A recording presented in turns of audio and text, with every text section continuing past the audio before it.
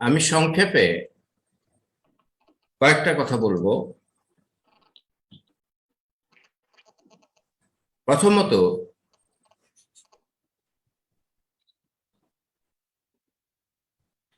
তাদের কার্যক্রম সম্পর্কে খুব একটা আমি আলোচনা করব না। আমাদের করণীয় সম্পর্কে কয়েকটা পয়েন্ট বলবো। তবে তাদের কার্যক্রম নিয়ে অনেক গবেষণা বাংলাদেশে হয়েছে।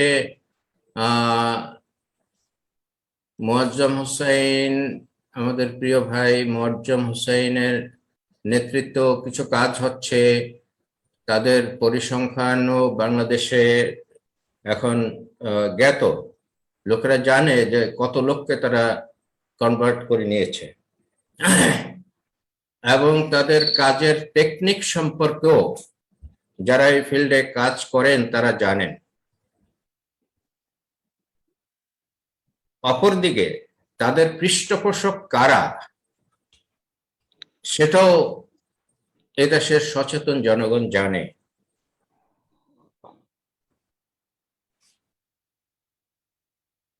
মোয়াজ্জম হোসেন বলেছেন যে তারা পার্বত্য চট্টগ্রামে রাষ্ট্র প্রতিষ্ঠা করতে চায়, সেটা বহু পুরনো ব্যাপার। মূলত তারা যেই পরিকল্পনা নিয়ে কাজ করছে তাতে অনুমান করা যায় যে বাংলাদেশের ভেতরে তারা দুইটি রাষ্ট্র পরিকল্পনা করে কাজ করছে। একটা তো পার্বত্য অঞ্চল, আর একটা হচ্ছে বৃহত্তর দিনাজপুর রংপুর অঞ্চল। এই দুই অঞ্চলকেই তারা টার্গেট নিয়ে কাজ করছে এবং রংপুর দিনাজপুর অঞ্চল, পঞ্চগড়, এগুলোর অবস্থা খুবই খারাপ, যেখানে সাধারণত মানুষগুলো খুবই গরিব, অসহায় টাইপের, দরিদ্র অবস্থায় জীবনযাপন করছে। পার্বত্য চট্টগ্রামের অঞ্চলগুলো সম্পর্কে আমরা আগে থেকে অবহিত, কিন্তু এই অঞ্চলে যে এত ব্যাপক কাজ হচ্ছে এটা খুবই কম জানা আছে। আজকাল কিছুটা আমরা অবহিত হচ্ছি কিছু তৎপরতার কারণে। তাহলে এটা একটা পয়েন্ট, তারা দুইটা অঞ্চলকে টার্গেট নিয়ে কাজ করছে। দ্বিতীয় আরেকটা বিষয় সামনে রাখা দরকার, একটা হলো তারা যেই টেকনিকে কাজ করছে সেই টেকনিকে ইসলামী দাওয়াত যারা করছেন তারা সেটা করতে পারছে না, এবং ইসলামের দাওয়াত তাদের মোকাবেলায় কিভাবে মোর ইফেক্টিভ করা যায় সে ব্যাপারে দায়ীদের তেমন কোনো ট্রেনিং নেই। তৃতীয়ত, যতটুকুই কাজ হচ্ছে এই কাজের প্রতিবন্ধকতা বিরাট। যদি কেউ ইফেক্টিভলি কাজ করতে যায় তার জন্য বিপদের আশঙ্কা আছে, এই জন্য অনেকেই হয়তো এগিয়ে আসছেন না।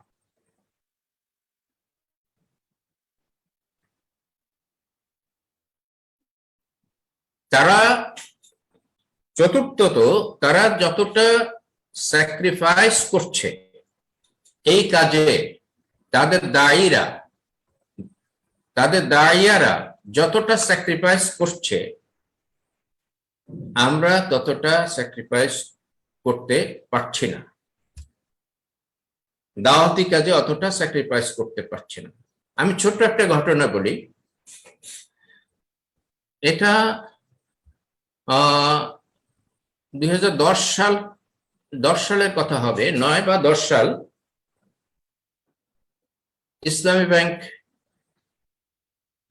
ইসলামী ব্যাংকে এক মহিলা এসেছে।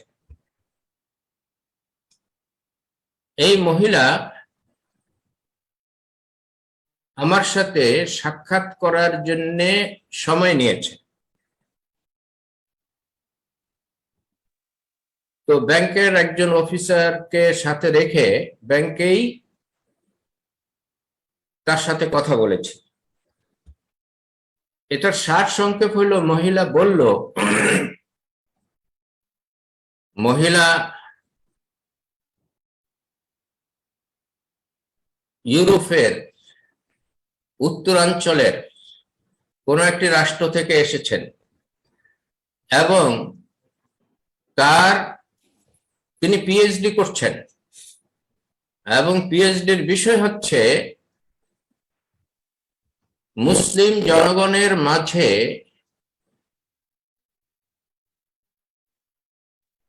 খ্রিস্টান মিশনারি দাওয়াত সম্প্রসারণের উপায়। এটা তার থেকে বের করতে পেরেছি তার সাথে কথাবার্তার মাধ্যমে। তিনি 3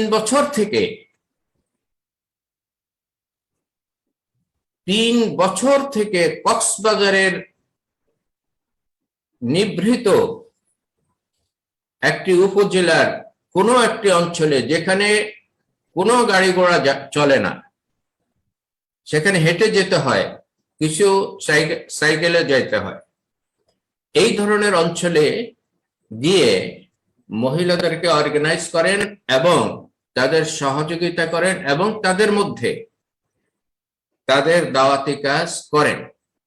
দাওয়াতি কাজের কিছু টেকনিকও তিনি বলেছেন কিভাবে করেন।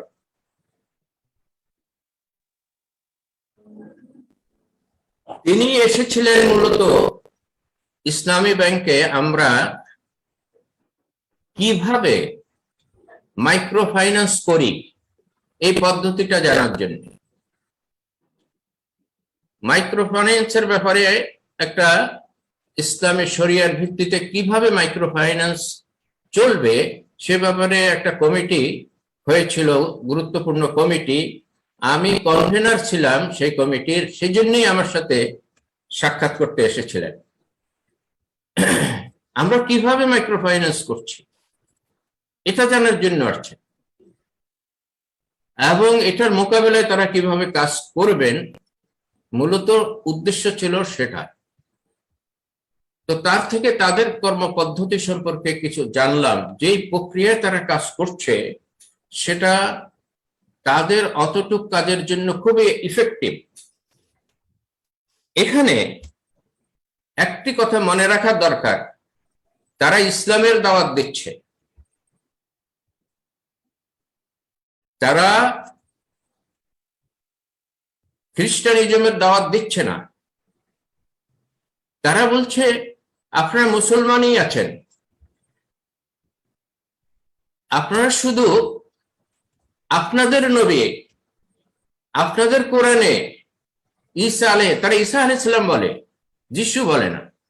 ঈসা আলাইহিস সালামের কথা আছে, সেই ঈসা আলাইহিস সালাম সম্পর্কে আপনাদের জানা দরকার এবং ঈসা আলাইহিস সালাম সম্পর্কে আরো যেসব কথা কোরআনে আসে নাই, কোরআনের গুলো আপনারা মানেন, তবে কিছু কথা কোরআনে আসে নাই, সেগুলো আমরা আপনাদের কাছে পৌঁছাতে এসেছি।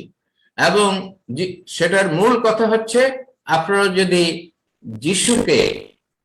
যিশুকে গড হিসাবে গ্রহণ করেন এবং তার কাছে যদি সপ্তাহে একদিন প্রার্থনা করেন, তাহলে আপনারা জান্নাতে যেতে পারবেন, বেহেশতে নয় জান্নাতে যেতে পারবেন।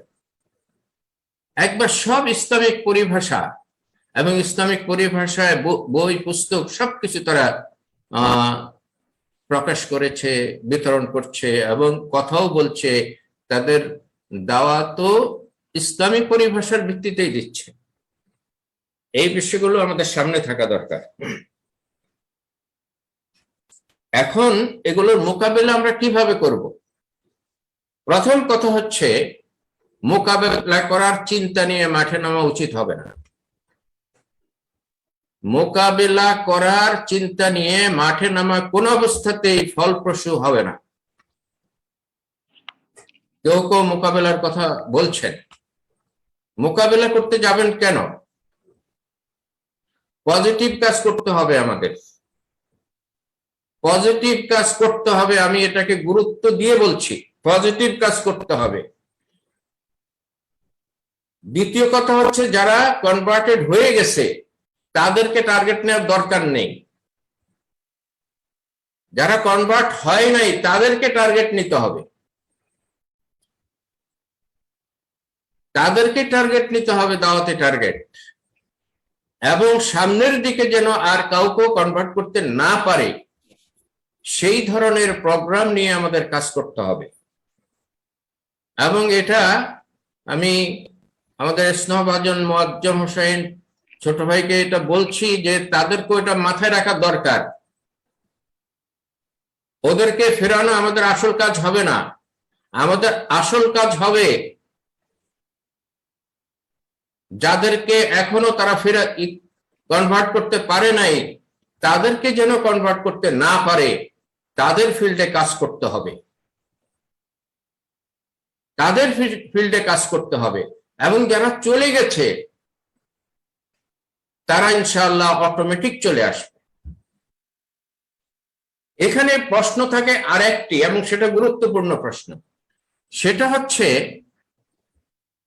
তারা যে টেকনিকে কাজ করছে সেটা শুধু যিশুর দাওয়াত নয়, সেটা হচ্ছে তারা ফাইন্যান্স করছে।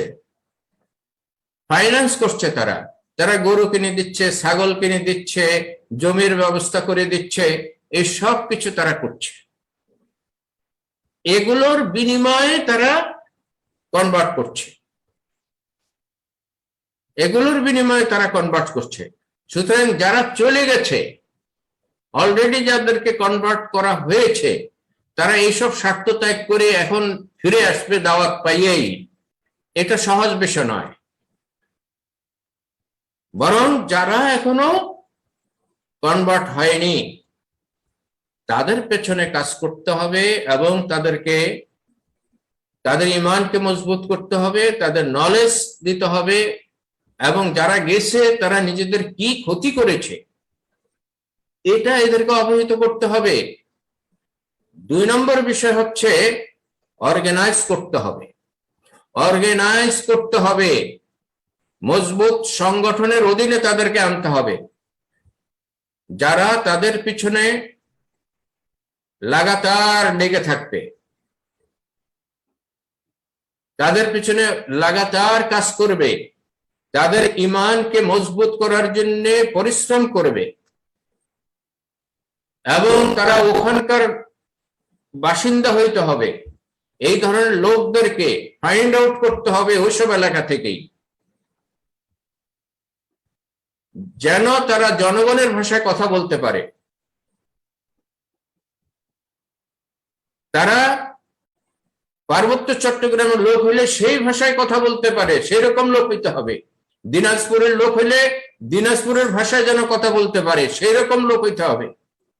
এরকম লোক দায়ী হিসাবে নিয়োগ করতে হবে, তাদেরকে ট্রেনিং দিতে হবে, এবং তাদেরকে সার্বিক অবস্থা, সার্বিক পরিপ্রেক্ষিত, এবং যারা চলে গেছে, যারা এখনো যায় নাই, উভয়ের অবস্থা এবং ওদের কার্যক্রম সম্পর্কে পুরোপুরিভাবে প্রশিক্ষিত করতে হবে। আর আমরা কি করতে চাই, কিভাবে দাওয়াত দিতে চাই, কিসের দাওয়াত দিতে চাই, কিভাবে অর্গানাইজ করতে চাই, এই বিষয়গুলোতেও তাদেরকে প্রচুর প্রশিক্ষণ দিতে হবে। এবং এটাই আমাদের জন্য একমাত্র পথ বলে আমি মনে করি। এবং প্রথম যেটা বলেছি সেটা আবারও গুরুত্ব দিচ্ছি, অর্গানাইজড ওয়েতে কাজ করতে হবে, এবং শুধু দাওয়াত দিলে হবে না, অর্গানাইজ করতে হবে, লোকদেরকে মজবুত ভাবে অর্গানাইজ করতে হবে, এবং এমন ভাবে করতে হবে যাতে তাদের পিছনে সবসময় লেগে থাকা যায়।